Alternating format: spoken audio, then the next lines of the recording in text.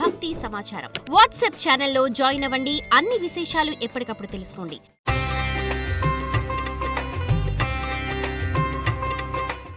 Big TV ప్రేక్షకులకు నమస్కారం.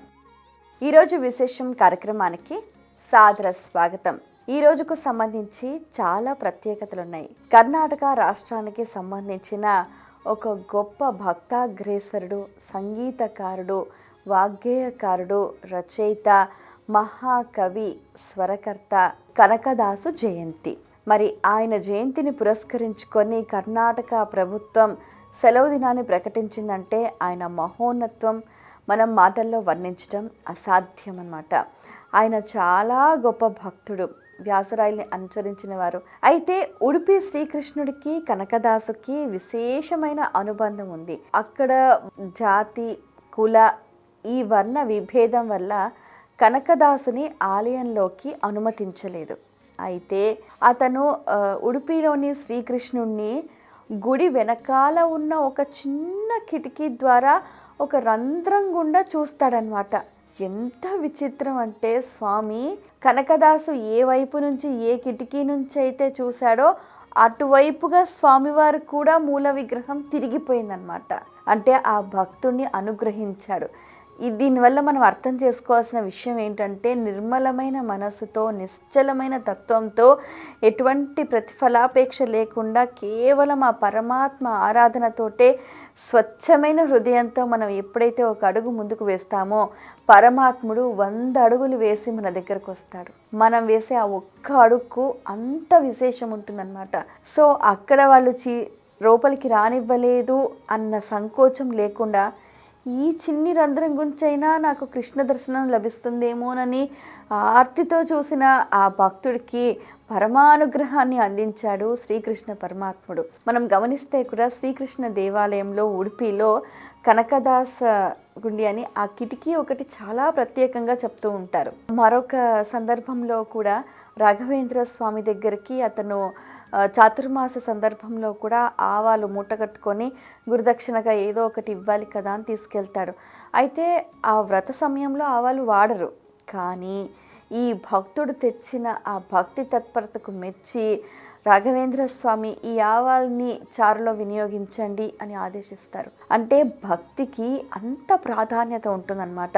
అంటే ఏంటి, స్వచ్ఛమైన ప్రేమ, పరిపూర్ణమైన ప్రేమ అది ఎక్కడైతే ఉంటుందో అక్కడ పరిపూర్ణమైన ఫలితాలు ఉంటాయి అని ఇటువంటి భక్తుల కథనాల ద్వారా మనకు తెలుస్తుందన్నమాట. అలాగే ఈ రోజుకు సంబంధించి మరో విశేషం ఏంటి అంటే సంకష్టహర చవితి. గణపతి చవితి తిథి ప్రియ అని చెప్తూ ఉంటారు.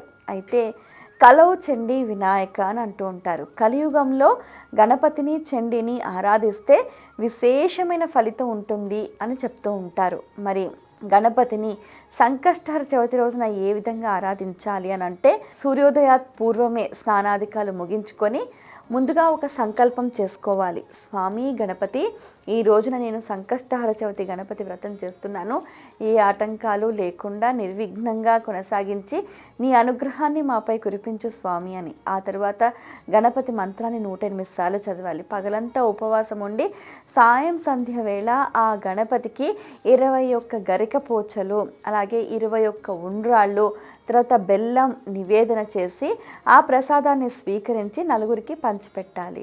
అయితే ఎప్పుడైతే ఈ 21 సంఖ్య అంటే గణపతికి 21 సంఖ్య అనేది చాలా ప్రీతికరం అని చెప్తూ ఉంటారు. అయితే 2 + 1 అంటే 3, అది కూడా మనకు ఒక గురుత్వ శక్తికి కూడా ప్రతీక అని చెప్తూ ఉంటారు. గణపతి క్షిప్ర ప్రసాది, మనం ఏదైనా అడిగితే వెంటనే అనుగ్రహించేవాడు గణపతి. అలాగే గణపతి ఏంటంటే మూలాధార చక్రానికి అధిష్టాన దేవత అని అంటూ ఉంటారు. మనం ఏదైనా ఒక పని చేస్తున్నాము అని అంటే ఒక స్థిరంగా కూర్చోవాలి. కూర్చుంటే ఆ పని అయిపోతుంది. ఆ కూర్చోగలిగే తత్వాన్ని అనుగ్రహించేవాడు గణపతి అన్నమాట. అందుకనే మన శరీరంలో ఉన్న షట్చక్రాలలో మూలాధార చక్రానికి అధిష్టాన దేవత అయిన ఆ గణపతి అనుగ్రహం అంటే ఆ చక్రం యాక్టివేట్ అవ్వాలి. అయితే ఏమవుతుందంటే మనం ఒక చోట స్థిరంగా కూర్చొని చేసే పనులు సఫలీకృతం అవ్వటానికి గణపతి అనుగ్రహం అనేది మనకు చాలా అవసరం అన్నమాట. ఆ విధంగా ఏంటంటే గణపతిని మనం ఆరాధించాలి అన్నమాట. సో ఎవరైతే సంకష్టహర చవితి గణపతి వ్రతాన్ని చేస్తూ ఉంటారో వారికి వారి కోరిన కోరికలు అన్నీ కూడా నెరవేరుతాయన్నది ప్రతీతి. అయితే పూర్వం ఈ వ్రతాన్ని చాలామంది ఆచరించారు. ఋషులు మునులు దగ్గర నుంచి కూడా ఆచరించారు, తర్వాత రాజులు ఆచరించారు, తర్వాత భక్తులు ఆచరించారు. మనం గమనిస్తే దిలీప మహారాజు ఆచరించాడు, ధర్మరాజు ఆచరించాడు, ప్రహ్లాదుడు ఆచరించారు, పరశురాముడు ఆచరించాడు, అలాగే అహల్యాదేవి ఆచరించింది, తర్వాత నలదమయంతులు ఆచరించారు, అలాగే మనకు అరుంధతి ఆచరించింది. ఇలా చెప్పుకుంటూ వెళ్తే ఈ వ్రతాన్ని ఎంతోమంది ఆచరించారు, ఎన్నో ఫలితాలను పొందాడు. ఏంటంటే గణపతి అనుగ్రహం పరిపూర్ణంగా ఉంటే మనం తలపెట్టిన కార్యక్రమాలన్నీ కూడా విజయవంతం అవుతాయి. కాబట్టి సంకష్టహర చవితి రోజున ఆ గణపతి ఆరాధన అనేది శ్రేష్టమైన ఫలితాలను అందిస్తుంది అన్నది ప్రతీతి. ఈ రోజుకున్న మరో విశేషం ఏంటి అంటే 3వ కార్తీక సోమవారం.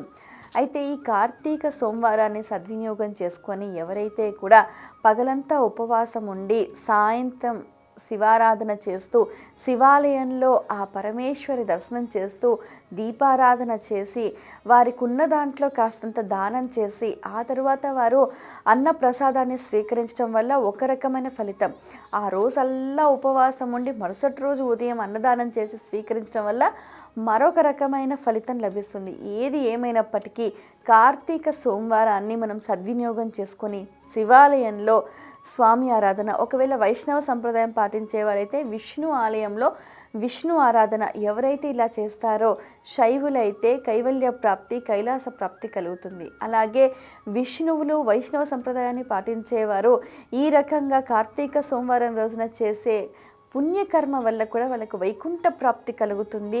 పూర్వజన్మలో చేసిన పాపాలు ఈ జన్మలో చేసిన పాపాలు కూడా ప్రక్షాళనం అవుతాయి అన్నది కూడా ప్రతీతి అన్నమాట. ఇక మనము ఈరోజు కార్తీక పురాణం విషయానికి వచ్చేసరికి సత్కర్మ ఆచరించటం వల్ల కలిగే ఫలితం. ఇది మనకు స్తంభం నుంచి మానవుడిగా మారిన అతనికి ఒక ముని పుంగవుడు చాలా అద్భుతంగా విశేషంగా చెప్పారు. అప్పుడు ఆ ముక్తిని పొందిన ఆ అతను చెప్తూ ఉంటాడు, అసలు ఈ అరణ్యం ఏంటి, దేవాలయం ఏంటి, నేనేంటి, ఇక్కడికి రావడం ఏంటి, మీరు దీపం పెట్టడం ఏంటి, నేను మనిషిగా మారటం ఏంటి, నాకు ఈ జ్ఞానం లభించటం, ఇదంతా కూడా చూస్తుంటే యాదృచ్ఛికంగా చాలా అద్భుతంగా అనిపిస్తుంది. ఇది కూడా ఇలా యాదృచ్ఛికంగా భగవంతుడి అనుగ్రహం మనకు లభించింది అంటే అది కూడా పూర్వజన్మ పుణ్య విశేషం. మనం ఎక్కడో ఏదో ఒక చిన్నిపాటి మంచి పని చేస్తుంటాం, దానివల్ల మనకి ఏదైనా ఇట్లా దుస్థితి కలిగినప్పుడు దాని నుంచి మనకు బయటపడడానికి పరమాత్మని అనుగ్రహం మనకు అలా లభిస్తూ ఉంటుందన్నమాట. కాబట్టి ఎవరైనా కూడా చక్కగా ఉన్న సమయాన్ని సద్వినియోగం చేసుకుంటూ సత్కర్మలు ఆచరించాలి. అయితే ఎవరెవరు ఏ కర్మలు ఆచరించాలి? ఇప్పుడు మనకు 4 వర్ణాలు ఉన్నాయి. ఇప్పుడు ఎవరు ఏ వర్ణం వారు, ఎలాంటి వారైనా, ఏ జాతి వారైనా, ఏ కులం వారైనా, ఏ మతస్థులైనా కూడా కార్తీక మాస మహత్యం అంటే ఈ నెల రోజులు కూడా సూర్యోదయాత్ పూర్వము, తర్వాత సూర్యుడు అస్తమించిన తర్వాత చక్కగా దీపారాధన చేయటం. ఆ దీపారాధన ఎక్కడ చేయాలి? తులసి కోట వద్ద కానీ, దేవాలయ ప్రాంగణంలో కానీ, ధ్వజస్తంభం వద్ద కానీ, మారేడు చెట్టు వద్ద కానీ చెయ్యాలన్నమాట. లేకపోతే ఇంట్లో దేవతా మండపం దగ్గర చేసినా పర్వాలేదు. అయితే ఇందులో ఎలా చేయాలి దీపారాధన? ఆవు నెయ్యి అయినా పర్వాలేదు, నువ్వుల నూనె అయినా పర్వాలేదు, అవిసె నూనె అయినా పర్వాలేదు, ఇప్ప నూనె అయినా పర్వాలేదు, చివరి ఆఖరికి కొబ్బరి నూనె అయినా పర్వాలేదు. ఏదో ఒకటి భక్తితో మనం ఒక దీపాన్ని వెలిగిస్తే ఆ జ్ఞానము, ఆ వెలుతురు అనేది మనలో ఒక చైతన్య దీప్తిని ప్రకాశింపచేస్తుందన్నమాట.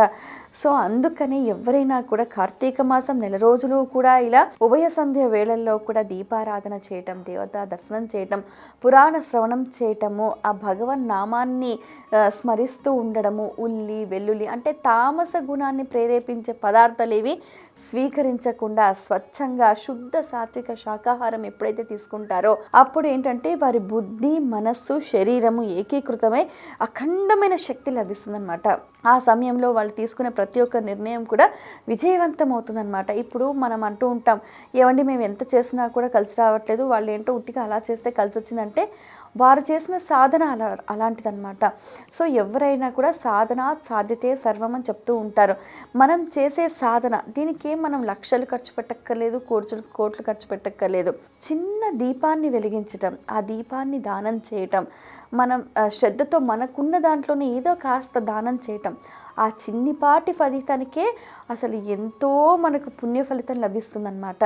అయితే ఇక్కడ ఏం చెప్తూ ఉంటారు అని అంటే, వైశాఖ మాసంలో సూర్యుడు మేషరాశి యందు ఉన్నప్పుడు, మాఘమాసంలో సూర్యుడు మకర రాశిలో ఉన్నప్పుడు, కార్తీక మాసంలో సూర్యుడు తులారాశి యందు ఉన్నప్పుడు ఎవరైతే ఈ పుణ్యకర్మలు చేస్తారో, అంటే మాఘమాసం, వైశాఖ మాసం, కార్తీక మాసం, ఈ 3 నెలలలో ఏంటంటే సూర్యోదయ పూర్వం సంధ్యవేళ, అంటే ఉభయ సంధ్యవేళలు, అంటే సన్ రైజ్ కంటే బిఫోర్, సన్సెట్ తర్వాత అన్నమాట. అలా దీపారాధన చేయటం, ఇంట్లో దీపారాధన కానీ, తులసి కోట వద్ద దీపారాధన కానీ, దేవాలయ ప్రాంగణంలో కానీ, ధ్వజస్తంభం వద్ద కానీ, ఇంకా మీకు తెలుసా మారేడు చెట్టు దగ్గర దీపారాధన చేస్తే అఖండమైన లక్ష్మీ ప్రాప్తి కలుగుతుంది. ఇది చాలా రహస్యమైన తంత్ర విధి అన్నమాట. చాలామందికి తెలియదు. ఉసిరి చెట్టు నీడ కానీ, మారేడు చెట్టు నీడ కానీ, అలాగే వేప చెట్టు నీడ కానీ, అంటే ఈ పంచపల్లవాలు ఉన్న చెట్ల దగ్గర కానీ, ఇలాంటి చెట్ల నీడన దీపారాధన చేయటం వల్ల ఎంతో ఐశ్వర్యం కలుగుతుంది, సకల ఐశ్వర్యాలు కలుగుతాయి అన్నది కూడా పురాణ వచనం. అయితే ఇంకా ఏంటంటే చాతుర్మాస్య వ్రతం, అంటే మనకు ఆషాఢ శుద్ధ ఏకాదశి నుంచి కార్తీక శుద్ధ ఏకాదశి వరకు ఈ 4 నెలలు కూడా మనం ఏంటి, ఫస్ట్ నెల పాల వ్రతం, పెరుగు వ్రతము, అలాగే కూరగాయల వ్రతం, పప్పు దినుసుల వ్రతం అని, అంటే మనం చేయకూడని పనులు చేయకుండా మనకు శాస్త్రంలో కొన్ని చెప్తారనమాట, మీరు ఇది చెయ్యాలి, ఇది చేయకూడదు అని. అవి తెలుసుకొని దానికి తగ్గట్టుగా మనం ఏం చెయ్యాలి, ఏం చేయకూడదు అని తెలుసుకొని, ఆ రకంగా ముఖ్యంగా ఏంటంటే ఆహారం, మనం ఏదైతే తింటామో అదే మనం, కాబట్టి శుద్ధ సాత్విక శాకాహారం తీసుకోవాలి. మనం ఏంటంటే ఉల్లి, వెల్లుల్లి, ఇంకా మాంసం ఇలాంటివి తినటం వల్ల ఏమవుతుందంటే తామసిక ప్రవృత్తి ప్రేరేరితం అవుతుంది. అప్పుడు ఏంటంటే మన కాన్షియస్నెస్ మనం కోల్పోతాం. అప్పుడు మనం చేసే పని మనకు సత్ఫలితాలను అందించదు. కాబట్టి ఈ ఉన్న కార్తీక మాసం ఈ సమయాన్ని సద్వినియోగం చేసుకొని ఎవరైతే సత్కర్మలు ఆచరిస్తారో, ఇంకా ఏంటి అని అంటే ముఖ్యంగా సత్కర్మ అంటే ఏంటంటే మంచి పనులు అన్నమాట. అంటే ఏంటి, ఇంట్లో వాళ్ళని చూసుకోవటం, ఇంట్లో వాళ్ళని చీదరించుకోకూడదు, విసుక్కోకూడదు, కోప్పడకూడదు, ఎవరి మనసుని కూడా నొప్పించకూడదు, వాళ్ళ మనసును కూడా నొప్పించకూడదు, అడిగిన వారికి లేదనకుండా తనకున్న తాహత మేరకు, తన శక్తి మేరకు కూడా ఇచ్చే ప్రయత్నం చేయాలి, పురాణ పఠనం చేయాలి, తెలిసిన విషయాల్ని నలుగురితో పంచుకోవాలి, ధార్మిక కార్యక్రమాల్లో విరిగా పాల్గొనాలి. ఇవి చేయాల్సిన పనులు అన్నమాట. సో ఎవరికైనా ఆఖరికి దాహంతో ఉన్నవారికి ఒక గుక్కెడు నీళ్ళు ఇచ్చినా కూడా ఎంతో పుణ్యఫలం. ఆకలితో ఉన్నవారికి ఏదైనా ఇంత పట్టడు అన్నం పెట్టినా, లేకపోతే ఏదైనా తినడానికి ఇచ్చినా కూడా అది కూడా అక్షయమైన ఫలితం అందిస్తూ ఉంటుందన్నమాట. ఈ రకంగా శాస్త్ర విహితమైన కర్మల్ని ధర్మబద్ధంగా మనం ఎప్పుడైతే ఆచరిస్తామో దానివల్ల మనకు అక్షయమైన ఫలితం లభిస్తుందన్నమాట. మన పితృదేవతలు కూడా నరకంలో ఉంటే వాళ్ళు కూడా వచ్చి స్వర్గంలో పడతారు. వాళ్ళు ఎప్పుడైతే పితృదేవతలు ఆశీర్వదిస్తారో అప్పుడు వంశాభివృద్ధి కలుగుతూ ఉంటుంది అన్నమాట. చాలామంది అంటూ ఉంటారు, మాకు పిల్లలు లేరండి, పిల్లలు చెప్పిన మాట వినటం లేదని. వాళ్ళు వినరు. ఎందుకంటే అవి శాపాలు. ఆ శాపాలు పాపాలై మనల్ని పీడిస్తూ ఉంటాయన్నమాట. ఈ శాపాలు పాపాలు అవ్వడానికి కారణం ఏంటి? మనం చేసే దుష్కర్మలు అన్నమాట, పితృదేవతల శాపాలు. కాబట్టి మనం వీటన్నిటి నుంచి బయటపడాలి అని అంటే కార్తీక మాసంలో దీపారాధన అనేది, దీపదానము అనేది, దేవత అర్చన, దేవతా దర్శనం అనేది విశేషమైన ఫలితాల్ని కలిగిస్తూ ఉంటుంది. ఈరోజు ఆచరించాల్సిన విధి విధానాల గురించి తెలుసుకుందాం. కార్తీక మాసం 18వ రోజు నిషిద్ధములు: ఉసిరి, దానములు, పులిహోర, అట్లు, బెల్లం. పూజించాల్సిన దైవం గౌరీ. జపించాల్సిన మంత్రం ఓం గం గౌరియే స్వాహ. ఫలితం అఖండ సౌభాగ్య ప్రాప్తి. ఇది ఇవాల్టి విశేషం. స్వస్తి.